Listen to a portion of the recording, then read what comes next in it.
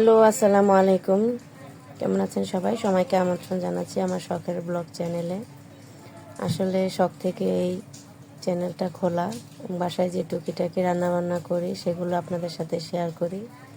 জানি না কতটুকু ভালো হয়, আপনারা কমেন্টে জানাবেন। আজকে আপনাদের সাথে আমি শেয়ার করছি আমার খুব পছন্দের একটি রেসিপি, যেটা আমি প্রথমবার ট্রাই করে আলহামদুলিল্লাহ প্রথমবারই খুব ভালো হয়েছে।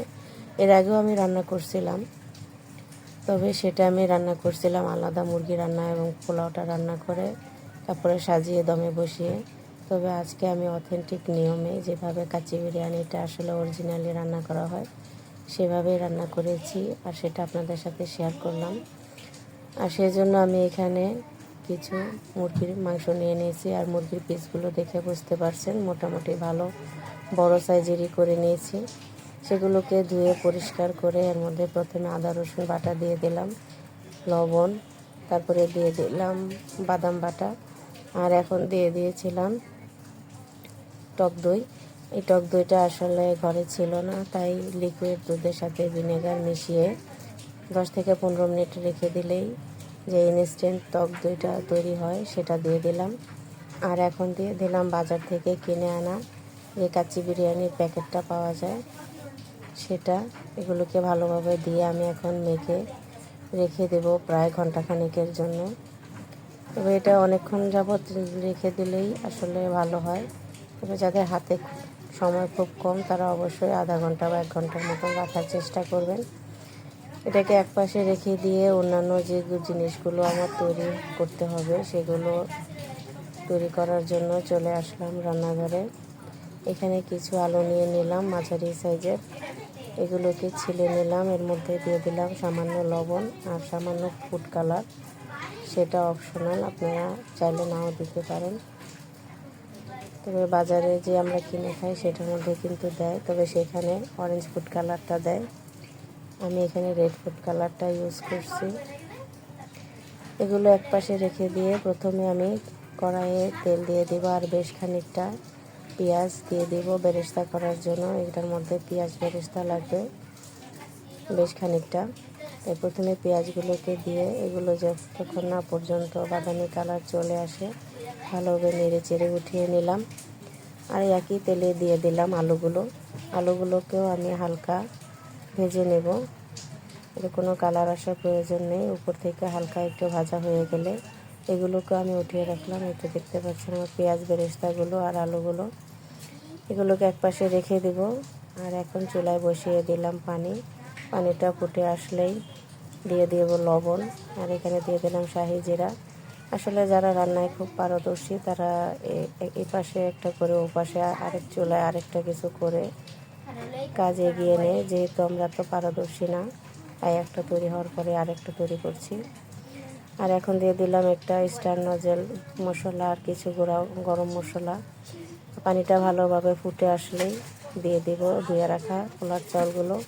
আর এই পানিটার কোনো মাপ নেই, চাউলের থেকে বেশ খানিকটা বেশি পানি দিতে হয় এখানে, যেহেতু আমি এগুলোকে 70 থেকে 80% সিদ্ধ হলেই নামিয়ে নেব। আর এখানে কিছু লিকুইড দুধ নিয়ে নিলাম, দিয়ে দিলাম এখানে ঘি, আর দিয়ে দিলাম কেওড়ার জল, এটা ইউজ করা হবে চাউলের সাথে। আর এখন পেঁয়াজ বেরেস্তার সাথে কিছু আমি নিয়ে নিলাম বাদাম, এখানে কাজু এবং কাঠবাদাম আছে, কিশমিশ, সামান্য চিনি আর গুঁড়া দুধ, এই সবগুলো পেঁয়াজ বেরেস্তার সাথে মেখে নেব। আমার চাউলটা যখন 70 থেকে 80% সিদ্ধ হয়ে গেল ওই মুহূর্তে আমি চাউলটা নামিয়ে নেব। আর এখন আমি ম্যারিনেট করা মাংসগুলোকে সাজিয়ে নিচ্ছি। প্রথমেই দিয়ে দিলাম আমার ভেজে রাখা আলুগুলো, তারপরে বেরেস্তা যে মেখে রেখেছিলাম সেখান থেকে অর্ধেক পরিমাণ মাখানো বেরেস্তা সেটা দিয়ে দিব। আর এর উপরে আমি দিয়ে দেব আমার চাউলটা। আপনারা দেখতে পাচ্ছেন আমার যে চাউলটা কীরকম সিদ্ধ হচ্ছে, আসলে দেখে কিন্তু মোটামুটি বোঝা যাচ্ছে। এখন এই উপর থেকে সবগুলো চাউল আমি দিয়ে নেব। দেওয়ার পর এর উপরে এখন দিয়ে দিচ্ছি সেই বেরেস্তা মাখার যে অর্ধেকটা রাখছিলাম সেটা, আর এই যে দুধ যেটা ঘি দিয়ে আর কেওড়ার জল দিয়ে রেখে দিয়েছিলাম সেই দুধটা সব কিছু দেওয়া হয়ে গেলে এখন একটু সাজানোর জন্য আমি ফুড কালার উপর দিয়ে দিলাম। দমে বসিয়ে দিব। চুলায় প্রথমে তাওয়াটা বসিয়ে দেব, আর পরে পাতিলটা বসিয়ে হাই হিটে আমি 10 মিনিট রেখে দেব। তারপরে মিডিয়াম থেকে লো আছে আমি এটাকে রেখে দেব প্রায় 40 থেকে 50 মিনিটের জন্য। এর মধ্যে কিন্তু ঢাকনা খোলা যাবে না। আমি এই 40 থেকে 50 মিনিট পর এক পাশ দিয়ে শুধু চেক করছি যে আমার মাংসটা সিদ্ধ হয়েছে কিনা। হ্যাঁ, আমার মাংসটা পারফেক্টলি সিদ্ধ হয়ে গেছে। আর আমার এখানে প্রায় 48 মিনিট সময় লাগছে দমে বসানোর জন্য। আর ঢাকনাটা এমনভাবে দিতে হবে যেন কোনোভাবেই এখান থেকে হাওয়া বের হয়ে না যায়। আর এটা এখন পরিবেশনের পালা। দেখতে পাচ্ছেন আমার চাউলটা কতটুকু পারফেক্ট হয়েছে। আর ওই যে মাংসগুলো, এগুলোও কিন্তু তলানি লাগেনি, খুব সুন্দর হয়েছে। আপনারা দেখে বুঝতে পারছেন। আমার রান্নাগুলো যদি আপনাদের কাছে ভালো লাগে তাহলে অবশ্যই লাইক এবং কমেন্ট করবেন এবং আমাকে একটু সাপোর্ট করবেন। এখানে খাবারের জন্য আপনারা মাখানো সালাদ তৈরি করে নিতে পারেন, তবে আমি এখানে লেবুর স্লাইস আর শসার স্লাইস দিয়ে দিলাম। ধন্যবাদ সবাইকে আমার সম্পূর্ণ ভিডিওটি দেখার জন্য।